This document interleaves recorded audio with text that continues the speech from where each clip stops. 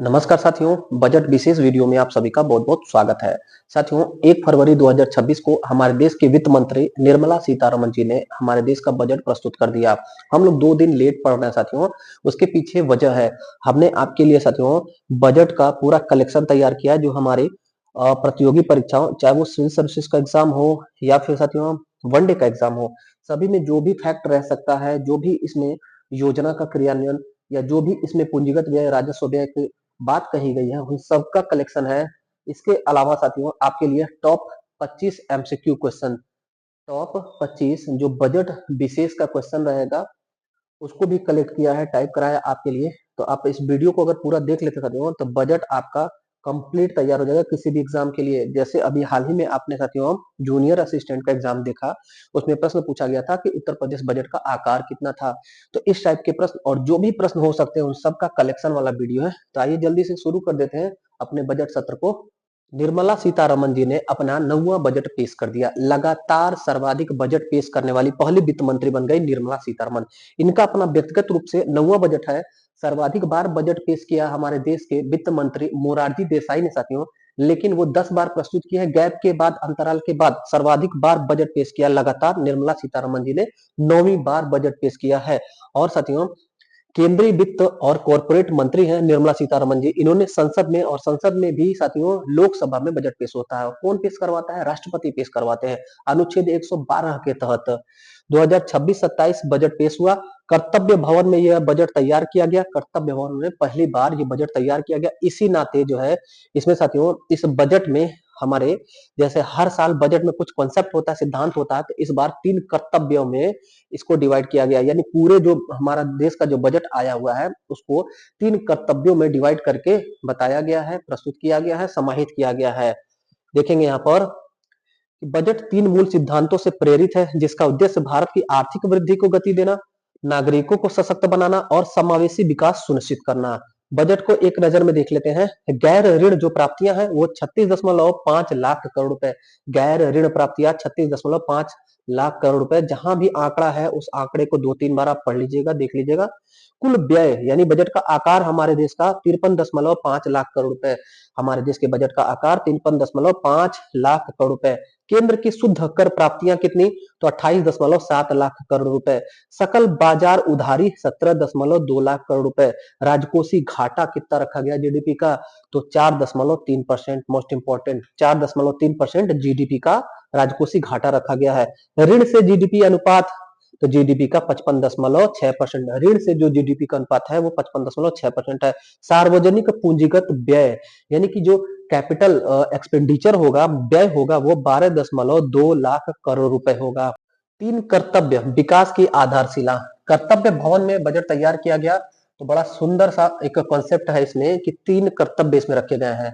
यह बजट भारत के विकास को दिशा देने वाले 3 प्रमुख सिद्धांतों पर आधारित है। इसी सिद्धांत को कर्तव्य कहा गया है। पहला कर्तव्य है उत्पादकता और प्रतिस्पर्धात्मकता यानी कि कंपटीशन को और प्रोडक्शन को, प्रोडक्टिविटी को बढ़ाना और वैश्विक परिस्थितियों के प्रति लचीलापन विकसित कर आर्थिक विकास को तेज और सतत बनाना, ये पहला कर्तव्य है। दूसरा कर्तव्य है लोगों की आकांक्षाओं को, इच्छाओं को पूरा करना और उन्हें भारत की समृद्धि का सशक्त भागीदार बनाने की क्षमता प्रदान करना। तीसरा कर्तव्य है कि सबका साथ और सबका विकास, इसी के अनुरूप सुनिश्चित करना कि हर परिवार, समुदाय, क्षेत्रक सेक्टर को संसाधनों और अवसरों तक समान एवं न्याय संगत पहुंच हो। बजट का 3 कर्तव्य है, मोटे तौर पर देख लीजिएगा। आर्थिक वृद्धि को तेज करना, बनाए रखना और लोगों की खोजों को पूरा करना, उनकी आकांक्षाओं को पूरा करना और उनकी क्षमता को निर्मित करना, उनके जो पोटेंशियल है उसको बिल्ड करना। और तीसरा सबका साथ सबका विकास। आगे देखिएगा, पहला जो कर्तव्य है इसमें भी कुछ पॉइंट है साथियों। पहला है, पहले कर्तव्य में पहला पॉइंट रणनीतिक क्षेत्रों में विनिर्माण का विस्तार। अब इसके अंदर जो भी डिटेल है ना, जो भी फैक्ट है वो हमारी परीक्षाओं में रहता है, चाहे वो कथन के रूप में दे चाहे सुमेलित करने के रूप में, तो आपको 1-2 बार इसको देखना है ध्यान से। रणनीतिक क्षेत्रों में विनिर्माण के प्रस्ताव में विस्तार में दिया गया है कि बायोफार्मा शक्ति एक पहल है। किस चीज के लिए बायोफार्मा शक्ति पहल? तो भारत को वैश्विक बायोफार्मा विनिर्माण केंद्र के रूप में विकसित करने के लिए 5 वर्षों में 10,000 करोड़ रुपए का परिव्यय किया जाएगा। देखिएगा, विनिर्माण क्षेत्र में साथियों, विनिर्माण क्षेत्र में वैश्विक जो बायोफार्मा विनिर्माण क्षेत्र है उसको 5 वर्षों में 10,000 करोड़ रुपए व्यय किया जाएगा। 3 नए राष्ट्रीय औद्योगिक शिक्षा अनुसंधान संस्थान की स्थापना की जाएगी। कितने नाइपर केंद्रों की स्थापना की जाएगी? 3 नए राष्ट्रीय औषधि शिक्षा एवं अनुसंधान संस्थान की स्थापना की जाएगी। 7 जो मौजूदा नीपर है उनका उन्नयन किया जाएगा, उनका उत्थान किया जाएगा, उनको और अपग्रेड किया जाएगा। 1000 से अधिक मान्यता प्राप्त क्लिनिकल ट्रायल साइट्स का नेटवर्क तैयार किया जाएगा। इंडिया सेमीकंडक्टर मिशन 2.0 देखिएगा, इंडिया सेमीकंडक्टर हमारे देश में चल रहा है 2021 से पहला मिशन, अब दूसरा ये 2.0 वर्जन शुरू होगा। उपकरण सामग्री उत्पादन और पूर्ण स्टैट भारतीय बौद्धिक संपदा आईपी के डिजाइन पर फोकस किया जाएगा। जो साथियों इंटेलेक्चुअल प्रॉपर्टी होता है, बौद्धिक संपदा है, उसके डिजाइन पर फोकस किया जाएगा। कुशल कार्यबल के विकास के लिए उद्योग नेतृत्व वाले अनुसंधान और प्रशिक्षण केंद्र को बनाया जाएगा। आगे देखिएगा, अन्य विनिर्माण पहल जो है पहला कर्तव्य में इलेक्ट्रॉनिक्स कंपोनेंट्स मैन्युफैक्चरिंग स्कीम का परिव्यय को बढ़ाकर 40,000 करोड़ रुपए। प्रश्न पूछा जाए इलेक्ट्रॉनिक्स कंपोनेंट मैन्युफैक्चरिंग स्कीम में कितना पैसा अलॉट हुआ है, तो 40,000 करोड़ रुपए। उड़ीसा, केरल, आंध्र प्रदेश और तमिलनाडु में समर्पित रेयर अर्थ कॉरिडोर बनेगा। कितने राज्यों में रेयर अर्थ कॉरिडोर बनेगा, तो उड़ीसा, केरल, आंध्र प्रदेश और तमिलनाडु में।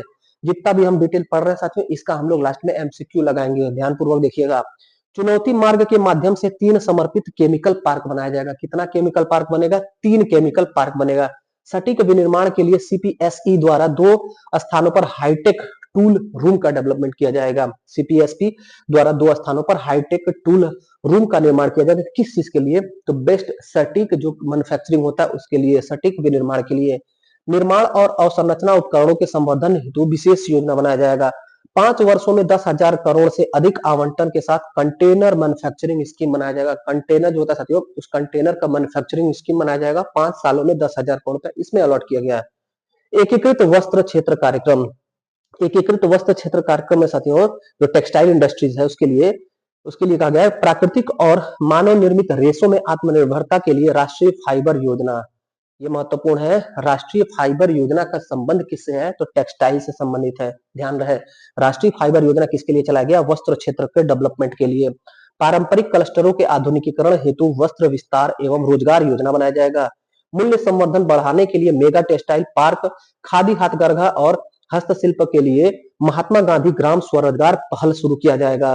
आगे विरासत औद्योगिक क्षेत्रों का पुनरुद्धार किया जाएगा। लागत प्रतिस्पर्धात्मक और क्षमता दक्षता है साथियों, एफिशिएंसी जो होता है, दक्षता बढ़ाने के लिए अवसंरचना और प्रौद्योगिकी उन्नयन के माध्यम से 200 विरासत औद्योगिक क्लस्टरों को पुनर्जीवित करने की योजना है। कितने? तो 200 विरासत औद्योगिक क्लस्टरों को। तीसरा पॉइंट है चैंपियन एसएमई का निर्माण और सूक्ष्म उद्यमों का समर्थन। भविष्य के चैंपियन तैयार करने के लिए 10,000 करोड़ रुपए का SME growth fund, SME growth fund में कितना अलर्ट हुआ, तो 10,000 करोड़ रुपए। आत्मनिर्भर भारत फंड में अतिरिक्त 2,000 करोड़ रुपए। आत्मनिर्भर भारत फंड में कितना अलग से पैसा अलॉट हुआ है, तो 2,000 करोड़ रुपए। टीयर 2 और टीयर 3 शहरों में कॉर्पोरेट मित्र तैयार करने हेतु पेशेवर संस्थान आईसीएआई जो इंडियन चार्टर्ड अकाउंटेंट है साथियों इंस्टीट्यूट, और आईसीएसआई और आईसीएमएआई, इन सभी संस्थानों में जो पेशेवर संस्थान है इनमें कॉर्पोरेट मित्र नियुक्त किए जाएंगे और इनके द्वारा अल्पकालिक पाठ्यक्रमों की रूपरेखा भी प्रस्तुत की जाएगी। आगे चौथा है सशक्त अवसंरचना को बढ़ाना। सशक्त अवसंरचना को बढ़ावा देना में कैसे क्या होगा, तो पूंजीगत व्यय रखा गया है पहले कि वित्त वर्ष 2026-27 में सार्वजनिक पूंजीगत व्यय 12.2 लाख करोड़ रुपए। पूछा जाएगा क्वेश्चन, कैपिटल एक्सपेंडिचर कितना, 12.2 लाख करोड़ रुपए, 12.2 लाख करोड़ रुपए। निजी डेवलपर्स का भरोसा मजबूत करने के लिए इंफ्रास्ट्रक्चर रिस्क गारंटी फंड। पूछा जाएगा निजी डेवलपरों का भरोसा मजबूत करने के लिए किस फंड की शुरुआत की गई, तो इंफ्रास्ट्रक्चर रिस्क गारंटी फंड। सीपीएसईएस की महत्वपूर्ण रियल एस्टेट पर संपत्तियों के पुनर्चक्रण हेतु राइट्स का डेवलपमेंट किया जाएगा। परिवहन एवं लॉजिस्टिक्स, इसके लिए क्या कहा गया है, तो डानकुनी, पूर्व में पूर्वी भारत में डानकुनी और पश्चिम में सूरत में, इन दोनों को जोड़ने के लिए एक नया डेडिकेटेड फ्रेट कॉरिडोर बनाया जाएगा। यानी हमारे भारत के पूर्व और पश्चिम को जोड़ने के लिए एक नया डेडिकेटेड फ्रेट कॉरिडोर बनाया जाएगा जिससे लॉजिस्टिक और परिवहन संसाधनों को आवागमन आसानी से हो सके। 5 वर्षों में 20 नए राष्ट्रीय जलमार्ग बनाए जाएंगे। 20 नए राष्ट्रीय जलमार्ग बनाए जाएंगे। ध्यान रहे कितने राष्ट्रीय नए जलमार्ग बनाने की घोषणा की गई बजट 2026-27 में, तो 20। मानव संसाधन विकास के लिए प्रशिक्षण संस्थानों को क्षेत्रीय उत्कृष्टता केंद्र के रूप में विकसित करना। अंतरदेशीय जलमार्गों के लिए वाराणसी और पटना में शिप रिपेयर इकोसिस्टम बनाना। कहाँ कहाँ शिप रिपेयरिंग सिस्टम बनेगा, इकोसिस्टम बनेगा? तो उत्तर आप करेंगे वाराणसी और पटना, दोनों गंगा नदी के किनारे जो स्थित है। अंतरदेशीय अंतरदेशीय जलमार्ग और तटीय शिपिंग की हिस्सेदारी 6% से बढ़ाकर 2047 तक 12% करने के लिए कोस्टल कार्गो को प्रमोशन स्कीम देना। सी प्लेन निर्माण और संचालन को प्रोत्साहन देने के लिए सी प्लेन वीजीएफ स्कीम आया है। देखिएगा, सी प्लेन वीजीएफ, सी प्लेन वो होता है साथियों जो ताल में, झील में, समुद्र में, नदी में तैरने वाला जहाज रहे और समय पर हवा हवा में उड़ने वाला भी जहाज हो। तो ऐसा जहाज जो समुद्र में भी चले और हवा में भी उड़े, उसे कहते हैं सी प्लेन। तो सी प्लेन के लिए कौन सा स्कीम आया है? तो सी प्लेन वीजीएफ स्कीम, सी प्लेन वीजीएफ स्कीम। आगे देखिएगा, पांचवा है दीर्घकालिक ऊर्जा सुरक्षा सुनिश्चित करना। दीर्घकालिक ऊर्जा सुरक्षा सुनिश्चित करना कि भविष्य में भी 50 साल बाद भी एनर्जी का मोहताज हमारा देश न रहे, आत्मनिर्भर रहे हम एनर्जी के क्षेत्र में। इसके लिए क्या किया जाएगा? तो कार्बन कैप्चर, यूटिलाइजेशन, स्टोरेज तकनीकी के लिए 5 वर्षों में 20,000 करोड़ रुपए परिव्यय होगा। सिटी इकोनॉमिक रीजन का डेवलपमेंट किया जाएगा, जिसके लिए चैलेंज मोड के माध्यम से प्रत्येक सिटी इकोनॉमिक रीजन के लिए 5 वर्षों में 5,000 करोड़ रुपए का आवंटन होगा। सिटी, शहर का जो आर्थिक क्षेत्र होता है साथियों, चाहे आप कह सकते हैं गीडा हो गया, चाहे नोएडा हो गया, ये सब के लिए चैलेंज मोड के माध्यम से प्रत्येक सिटी इकोनॉमिक रीजन में 5 वर्षों में 5,000 करोड़ रुपए आवंटित किया जाएगा। विकास को जोड़ने के लिए 7 हाई स्पीड रेल कॉरिडोर महत्वपूर्ण। कितने नए रेल कॉरिडोर की, हाई स्पीड रेल कॉरिडोर की स्थापना की बात कही गई है इस बजट में? तो 7 हाई स्पीड रेल कॉरिडोर की बात की गई है। कहां से कहां? ध्यान से पढ़ लीजिएगा। मुंबई से पुणे, पुणे से हैदराबाद, हैदराबाद से बेंगलुरु, हैदराबाद से चेन्नई, चेन्नई से बेंगलुरु, दिल्ली से वाराणसी और वाराणसी से Siliguri. 7 high speed corridor, rail corridor की स्थापना की बात इस बजट में की गई। आगे, वित्तीय क्षेत्र में सुधार के लिए कहा गया। क्या वित्तीय क्षेत्र में सुधार होगा? तो विकसित भारत के लक्ष्य के अनुरूप बैंकिंग क्षेत्र की समीक्षा, संरेखण हेतु बैंकिंग पर उच्च स्तरीय समिति बनाई जाएगी। पावर फाइनेंस कॉर्पोरेशन पीएफसी जो होता है और रूरल इलेक्ट्रिफिकेशन कॉर्पोरेशन, इन दोनों का पुनर्गठन किया जाएगा। यानी जो पुरानी संस्थान थी पावर कॉर्पोरेशन की, उसमें संशोधन करके उसको फिर से पुनर्गठित किया जाएगा। विदेशी मुद्रा प्रबंधन गैर ऋण जो साधन नियम है, उसकी व्यापक समीक्षा की जाएगी। 1,000 करोड़ से अधिक के एकल निर्गम पर नगर पालिका बॉन्ड के लिए 100 करोड़ रुपए का प्रोत्साहन राशि भी आवंटित किया गया है। 1,000 करोड़ से अधिक एकल निर्गम पर नगर पालिका बॉन्ड के लिए 100 करोड़ का प्रोत्साहन राशि भी आवंटित किया गया है। दूसरा कर्तव्य आकांक्षाओं की पूर्ति और क्षमता निर्माण। पहला कर्तव्य हमने पढ़ लिया साथियों, ये दूसरा कर्तव्य में क्या क्या कहा गया है, जिसमें है आकांक्षाओं की पूर्ति, क्षमता निर्माण। तो विकसित भारत के लिए पेशेवरों के निर्माण की बात कही गई है। एलाइड हेल्थ प्रोफेशनल्स के लिए क्या कहा गया है? मौजूदा जो एएचपी है, एलाइड हेल्थ प्रोफेशनल्स संस्थानों का इनका उन्नयन होगा, इनके जो इंस्टीट्यूट हैं उनको अपडेट किया जाएगा। निजी और सरकारी क्षेत्रों में नए एएचपी संस्थानों की स्थापना की जाएगी। इसका लक्ष्य है 5 वर्षों में 1 लाख से अधिक अतिरिक्त एलाइड हेल्थ प्रोफेशनल तैयार करना। मेडिकल हब और आयुष क्षेत्र में क्या कहा गया है? भारत को मेडिकल टूरिज्म का केंद्र बनाने के लिए बात की गई है और 5 क्षेत्रीय मेडिकल हब बनेगा। कितने क्षेत्रीय मेडिकल हब बनेगा? 5। भारत को मेडिकल टूरिज्म का केंद्र बनाना टारगेट है। 3 नए अखिल भारतीय आयुर्वेद संस्थान की बात की गई है। कितने कितने भारतीय अखिल कितने अखिल भारतीय आयुर्वेद संस्थान की बात की गई है? 3। ये एम्स नहीं है साथियों, ये है अखिल भारतीय आयुर्वेद संस्थान। वो आयुर्विज्ञान संस्थान है जो दिल्ली एम्स है और जो गोरखपुर एम्स है। यहाँ पर 3 नए अखिल भारतीय आयुर्वेद संस्थान की बात कही गई है। एम्स नहीं है कहीं, देखिएगा, ध्यान दीजिएगा। पशुपालन में कहा गया है कि 20,000 से अधिक पशु चिकित्सक पेशेवरों की नियुक्ति होगी, इनकी संख्या में वृद्धि होगी। वेटनरी कॉलेज, अस्पताल, डायग्नोस्टिक लैब्स और ब्रीडिंग सुविधाओं के लिए ऋण आधारित पूंजी सब्सिडी योजना शुरू की जाएगी।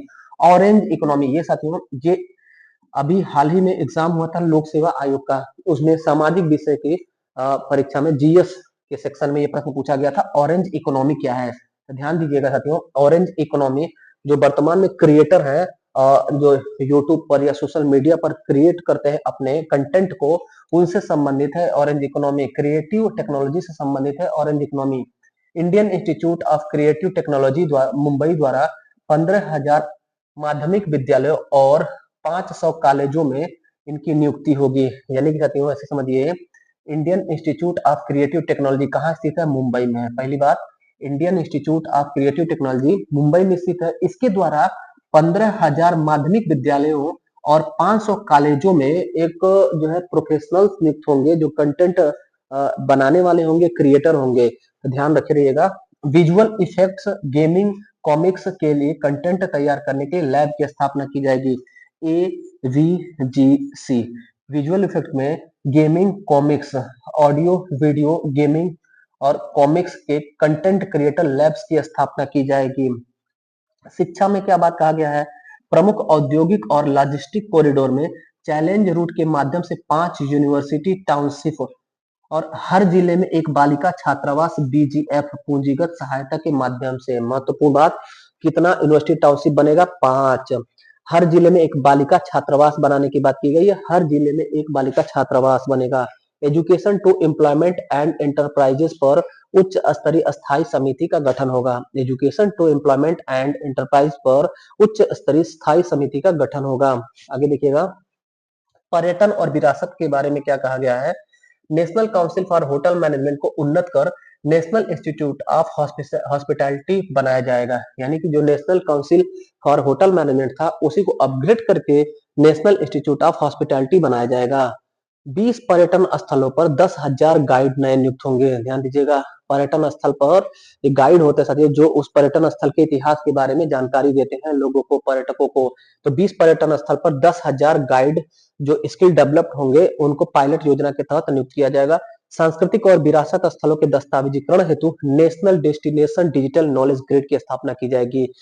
National destination digital knowledge grid का स्थापना किस लिए किया जाएगा? तो सांस्कृतिक और विरासत स्थलों के दस्तावेजीकरण करने के लिए। लोथल, धौलावीरा, राखीगढ़ी, आदि चंदलूर, इस सारनाथ, हस्तिनापुर, लेह पैलेस सहित 15 पुरातात्विक स्थलों को सांस्कृतिक गंतव्यों के रूप में विकसित किया जाएगा। फिर से देखिएगा साथियों, लोथल, धौलावीरा, राखीगढ़ी, आदि चंदलूर, सारनाथ, हस्तिनापुर, लेह, यहाँ पर पैलेस स्थापित होगा। इसके अलावा 15 पुरातात्विक स्थलों को सांस्कृतिक गंतव्यों के रूप में डेवलप किया जाएगा। खेल में कहा गया, अगले 1 दशक में खेल क्षेत्र को रूपांतरित करने के लिए खेलो इंडिया मिशन की शुरुआत की जाएगी। जो चल भी रहा है उसको अपग्रेड किया जाएगा। आगे तीसरा कर्तव्य है, अभी तक हमने दूसरा कर्तव्य देखा। तीसरा कर्तव्य समावेशी विकास है, जिसमें सबका साथ और सबका विकास का थीम को इसमें टारगेट रखा गया है साथियों। तो हमारा संपूर्ण जो बजट है वो 3 कर्तव्य, 3 सिद्धांतों पर बटा हुआ था। तो हम लोग लास्ट सेक्शन तीसरा कर्तव्य देख रहे हैं। किसानों की आय में वृद्धि करना। इसमें क्या है? 500 जलाशयों और अमृत सरोवरों को एकीकृत किया जाएगा, डेवलपमेंट किया जाएगा। तटीय क्षेत्रों में नारियल, चंदन, कोको, काजू जैसे उच्च मूल्य कृषि को समर्थन दिया जाएगा। जो मतलब टॉप क्लास के जो महंगे कृषि प्रोडक्ट है, उनको फोकस करने की बात की गई है। उत्पादन और उत्पादकता को बढ़ाने के लिए नारियल संवर्धन योजना की बात कही गई है। किसके संवर्धन योजना की बात कही गई है? नारियल संवर्धन योजना। भारत विस्तार एग्रीटेक पोर्टल की बात की गई है कि भारत विस्तार एग्री स्टैक पोर्टल को ICAR, जो Indian council of agriculture research है, भारतीय कृषि अनुसंधान परिषद है, उसके द्वारा कृषि पद्धतियों से जोड़ा जाएगा और बहुभाषी एक AI टूल बनाया जाएगा। भारत विस्तार एग्री स्टैक जो पोर्टल है, उसको भारतीय कृषि अनुसंधान संस्थान से जोड़ करके कृषि की पद्धतियों से जोड़ा जाएगा और बहुभाषी एक AI डेवलप किया जाएगा, AI टूल डेवलप किया जाएगा। दिव्यांग जनों के सशक्तिकरण किया जाएगा। IT, AVGC, हॉस्पिटैलिटी और फूड एंड बेवरेज क्षेत्रों में कार्य उन्मुख भूमिकाएं प्रदान करने वाले दिव्यांग जनों को कौशल योजना दी जाएगी। यहाँ बार बार AVGC शब्द आ रहा है साथियों, तो इसको आप इसका फुल फॉर्म जरूर ध्यान रखिएगा। ऑडियो वीडियो गेमिंग और C से कॉमिक्स हो जाएगा। आगे मानसिक स्वास्थ्य और ट्रामा केयर के प्रति प्रतिबद्धता दर्ज की गई है। कहा गया है कि उत्तर भारत में निमहंस 2 की स्थापना की जाएगी। निमहंस के ही तरह निमहंस 2 स्थापित होगा। रांची और तेजपुर में राष्ट्रीय मानसिक स्वास्थ्य संस्थानों का क्षेत्रीय अपेक्स संस्थान के रूप में उन्नयन होगा। रांची झारखंड और असम के तेजपुर में राष्ट्रीय मानसिक स्वास्थ्य संस्थानों को क्षेत्रीय शीर्ष संस्थानों के रूप में अपडेट किया जाएगा। इसको साथियों अपेक्स कहा जाता है। पूर्वोत्तर राज्यों और उत्तर पूर्व क्षेत्र पर विशेष फोकस किया गया है। पूर्वोत्तर क्षेत्र के लिए क्या कहा गया है हमारे बजट में? तो दुर्गापुर में नोड के साथ एकीकृत ईस्ट कोस्ट कॉरिडोर की स्थापना की जाएगी। पूर्वोदय राज्यों में 5 पर्यटन गंतव्यों का विकास किया जाएगा। कितना? तो 5 पर्यटन गंतव्यों का विकास किया जाएगा पूर्वोत्तर क्षेत्र में, पूर्वोदय क्षेत्र में। 4000 ई बसों को तैनात किया जाएगा। पूर्वोदय में उत्तर पूर्व क्षेत्र में कितने ई बस तैनात होंगे? 4000, ध्यान रहे आंकड़ा। अरुणाचल प्रदेश, सिक्किम, असम, मणिपुर, मिजोरम और त्रिपुरा में बौद्ध सर्किट का विकास किया जाएगा। कहां पर बौद्ध सर्किट का विकास किया जाएगा? बौद्ध सर्किट महत्वपूर्ण लग रहा है साथियों, थोड़ा सा यहाँ देखिएगा।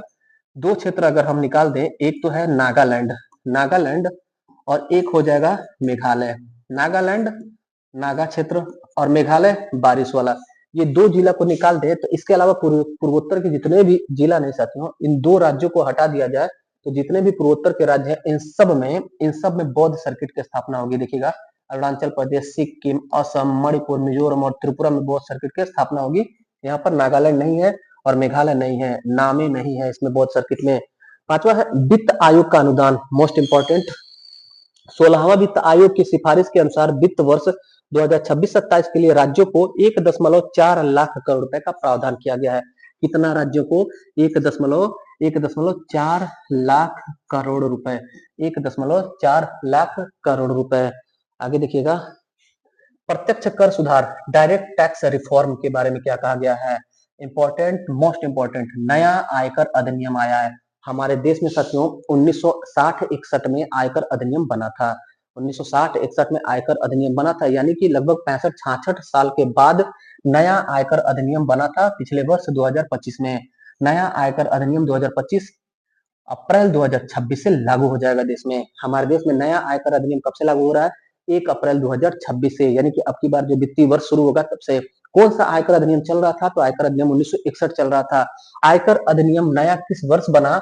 तो नया आयकर अधिनियम 2025 में बना।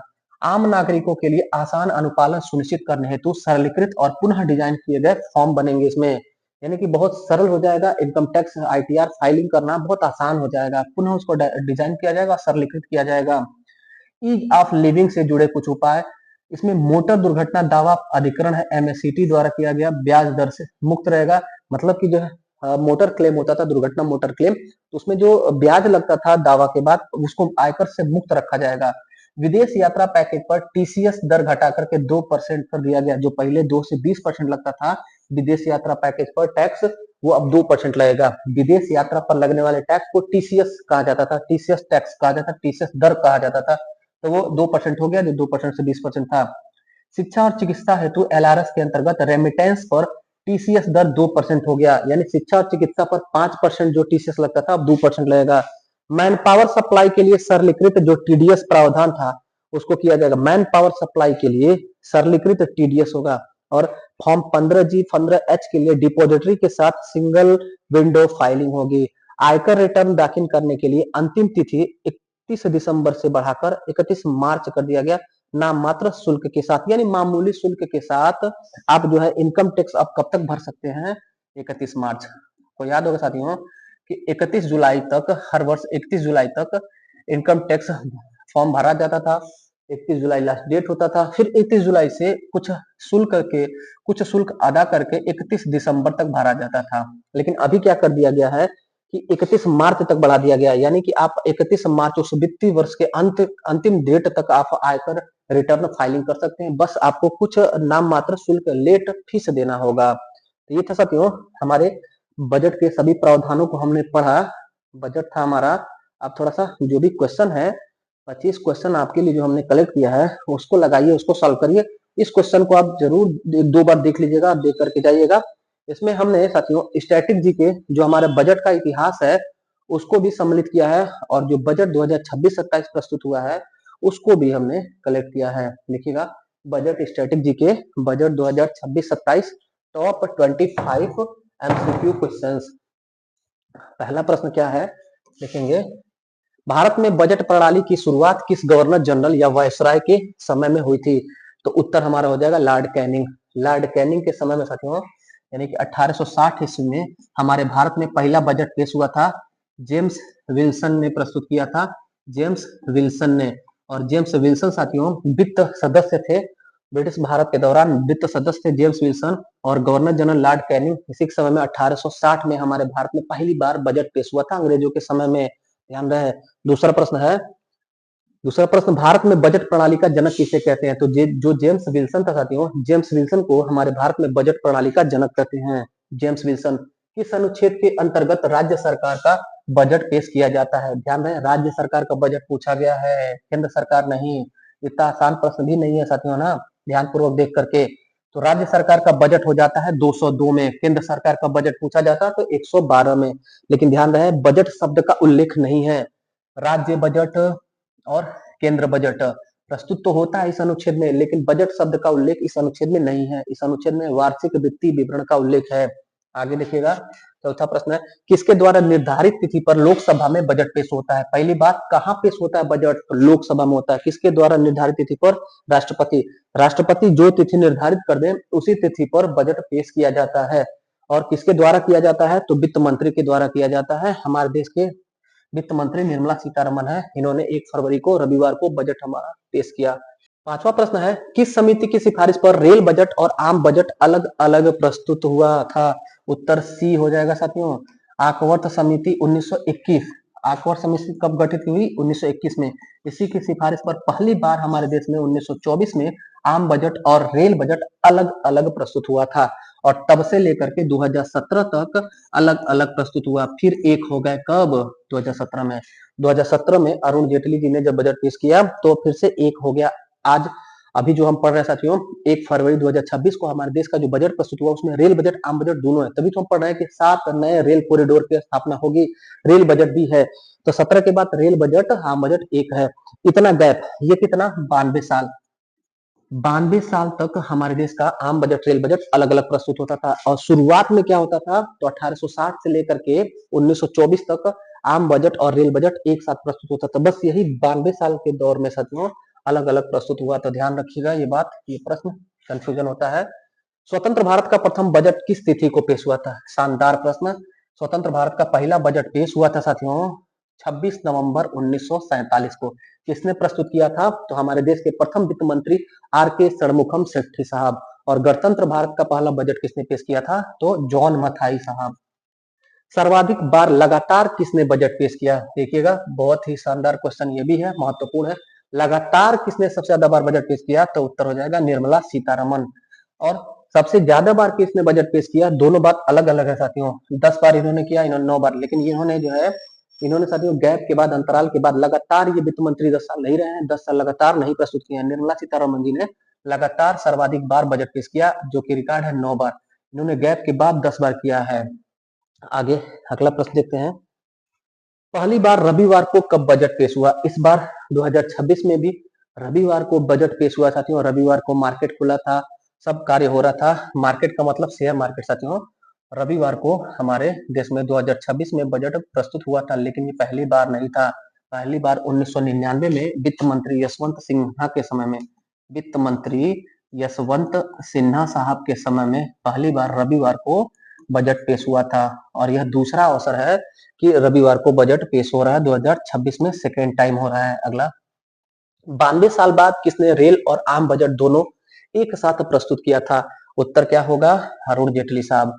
अरुण जेटली साहब ने 1 फरवरी 2017 को 92 साल के बाद फिर से रेल बजट और आम बजट को एक साथ प्रस्तुत किया। अगला प्रश्न, वार्षिक वित्तीय विवरण अर्थात बजट के बारे में कौन सा कथन सत्य है? पहला है, बजट में विगत वर्षों की प्राप्ति और व्यय का वर्णन होता है, सही बात है। चालू वित्त वर्ष का बजट अनुमान और संशोधित अनुमान होता है, ये भी बात सही है। आगामी वर्ष का प्रस्तावित बजट अनुमान होता है, ये भी सही है। उत्तर होगा उपर्युक्त सभी। ध्यान रहे, बजट क्या होता है? हमने पिछले साल क्या क्या कमाया, क्या गंवाया, वो रिकॉर्ड रहता है। इस साल हम क्या क्या गवाएंगे, कहाँ कहाँ राजस्व खर्च करेंगे, कहाँ कहाँ पूंजीगत व्यय करेंगे, उन सब का ब्यौरा रहता है। और अगले साल क्या अनुमानित है, हम कहाँ कहाँ खर्च करेंगे, वो वर्णन होता है। तो 3 साल का वर्णन होता है, एक चल रहा, एक आने वाला और एक पिछला, 3 वर्ष का होता है। तो उत्तर हमारा हो जाएगा डी। अगला प्रश्न देखिएगा साथियों, अगला प्रश्न है 11वां प्रश्न, पढ़िएगा। स्वतंत्र भारत का प्रथम बजट किसने पेश किया था?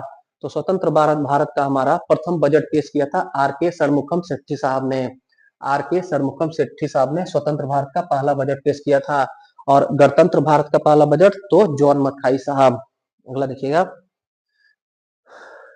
11वां प्रश्न था, इसका उत्तर हो गया 11 का उत्तर ए, स्वतंत्र भारत का पहला बजट। अगला, गणतंत्र भारत का प्रथम बजट यानी 1950 में संविधान लागू होने के बाद हमारे देश का पहला बजट किसने पेश किया? तो उस दौरान वित्त मंत्री थे जॉन मथाई। वित्त मंत्री जॉन मथाई साहब ने गणतंत्र भारत का प्रथम बजट पेश किया था।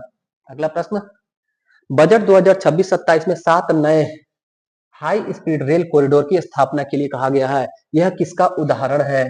राजस्व व्यय, राजस्व राजस्व आय, राजस्व व्यय, पूंजीगत आय, पूंजीगत व्यय। तो उत्तर तो हो जाएगा साथियों हमारा डी, पूंजीगत व्यय। लेकिन आप थोड़ा सा ध्यान दीजिएगा ये क्या होता है। बजट में हमारे दो प्रकार की राशि होती है। एक राशि होती है, एक धनराशि होती है राजस्व, और एक धनराशि होती है पूंजीगत। पूंजीगत और आय और व्यय तो आप समझ रहे होंगे। आय का मतलब इनकम और व्यय का मतलब होता है एक्सपेंडिचर यानी कि खर्च, और ये कमाना। तो ये भी दो प्रकार का होता है, एक आय हो गया और एक व्यय हो गया। ये भी एक आय हो गया और एक व्यय हो गया। अगर देखिए, अगर हमारी सरकार ने किसानों को पीएम किसान योजना के तहत 2,000 रुपए 4 महीने में दिया, तो वो सरकार का राजस्व का व्यय होगा। यानी कि योजना में जो कैश पैसा खर्च हो रहा है वो राजस्व व्यय हो गया। सरकार को टैक्स से, टोल प्लाजा से, जीएसटी से, आयकर से, कॉर्पोरेट टैक्स से, तमाम प्रकार के जो भी टैक्स होते हैं उन सब से, कर आदि से जो पैसा प्राप्ति होता है कैश के रूप में, उसको बोला जाता है राजस्व आय। अब पूंजीगत आय व्यय क्या होता है? पूंजीगत मतलब साथियों कैपिटल होता है। जब कोई भवन हो गया, इमारत हो गया या रेल हो गया, किसी भी चीज का निर्माण हो रहा है तो उसको कैपिटल कहा जाता है।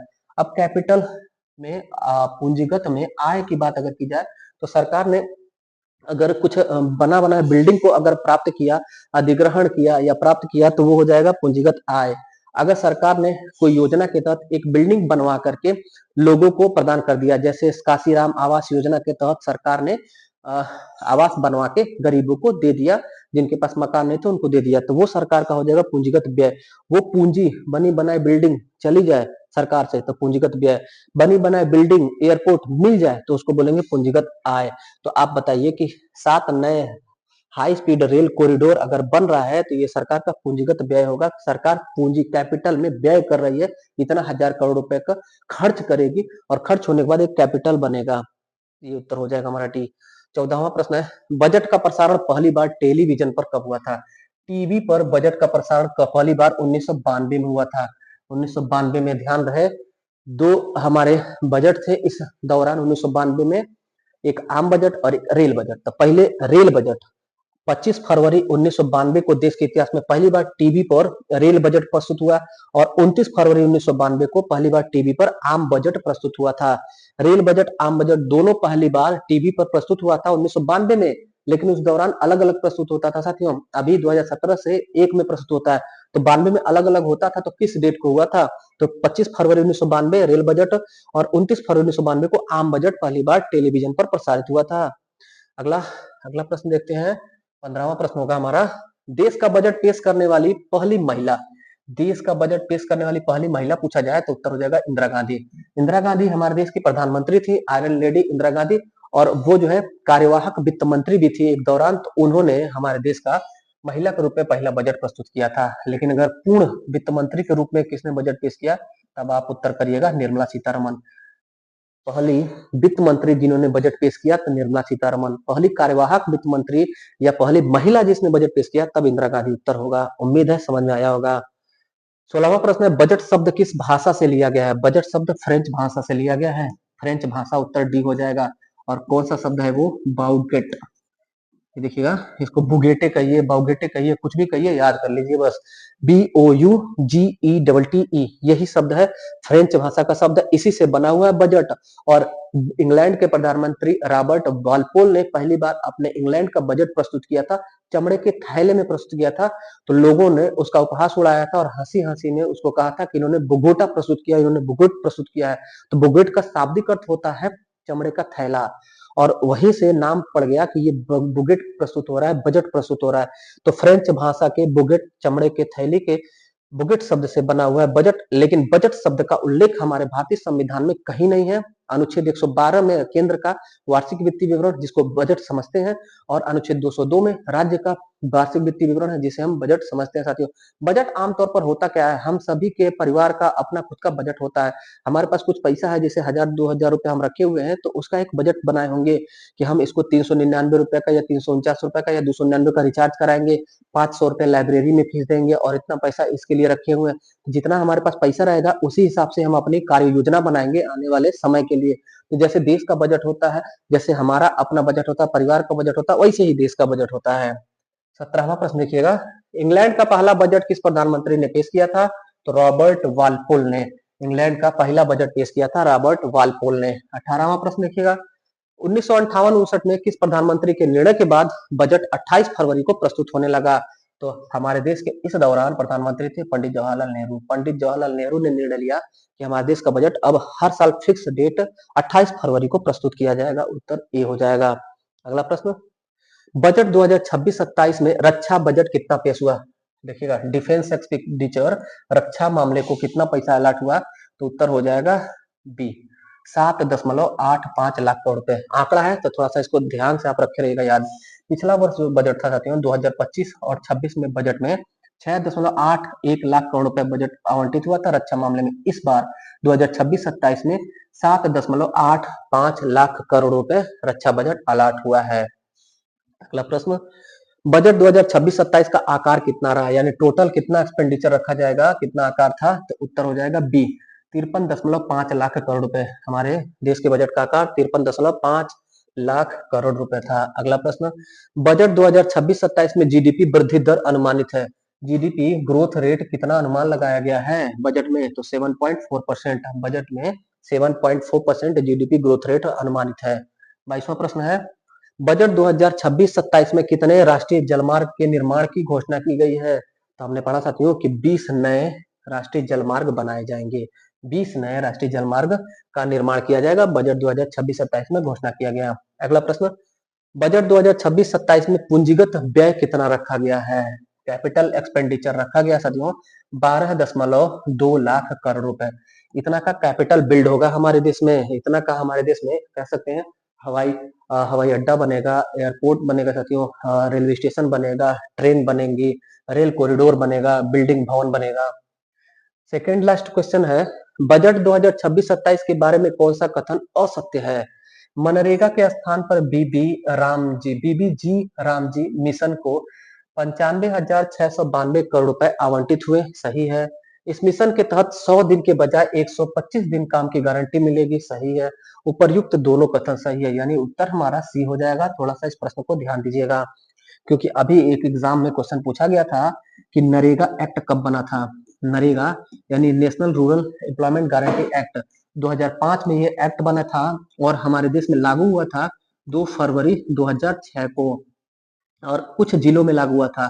फिर 2 साल बाद 2008 में पूरे भारत में लागू हो जाता है नरेगा। नरेगा मतलब national rural employment guarantee act, राष्ट्रीय ग्रामीण रोजगार गारंटी अधिनियम। National rural employment guarantee act 2005 में बना, 2006 में लागू हुआ, पूरे भारत में 2008 में ये लागू हो जाता है। यह दुनिया का सबसे बड़ा रोजगार गारंटी देने वाला कानून योजना था। ये योजना एक ऐसा था कि जिसमें गारंटी है, आप अगर बेरोजगार है, गांव में है, तो आपको इसके अंतर्गत जरूर रोजगार मिलेगा। बस ये है कि 100 दिन इसमें काम मिलता था साथियों। 2 फरवरी 2006 को इसकी शुरुआत होती है, 2008 में पूरे भारत में लागू होता है, फिर इसका नाम बदला जाता है 2 अक्टूबर 2009 को, 3 साल बाद इसमें नाम हो जाता है, महात्मा गांधी का नाम जुड़ जाता है, तो इसको कहा जाता है MNREGA. MNREGA, Mahatma Gandhi rural employment guarantee act, और अभी इसका मनरेगा से नाम बदल के वीबीजी रामजी कर दिया गया है, वीबीजी रामजी मिशन। और इस बार वीबीजी रामजी मिशन को बजट में कितना करोड़ रुपए आवंटित हुआ, ये महत्वपूर्ण है, 95,692 करोड़ रुपया अलॉट किया गया है। और दूसरा महत्वपूर्ण फैक्ट कि 100 दिन जो इसमें काम मिलता था, अब 125 दिन इसमें कार्य दिया जाएगा। ये था साथियों 24वां प्रश्न। अगला लास्ट प्रश्न, बजट 2026-27 में 3 कर्तव्य शामिल हैं। मोस्ट इंपॉर्टेंट, हर बार बजट प्रस्तुत होता है तो कुछ सिद्धांतों पर होता है, इस बार 3 कर्तव्य पर आधारित था। इसमें उत्पादकता प्रतिस्पर्धा को बढ़ावा देना और आर्थिक विकास आर्थिक वृद्धि को तेज करना, सही है। लोगों की आकांक्षाओं को पूरा करना और क्षमता निर्माण करना, ये भी सही है। सबका साथ, सबका विकास हो, ये भी यानी कि उपर्युक्त सभी इसमें सही है। तो हमारा उत्तर हो जाएगा 25 का डी।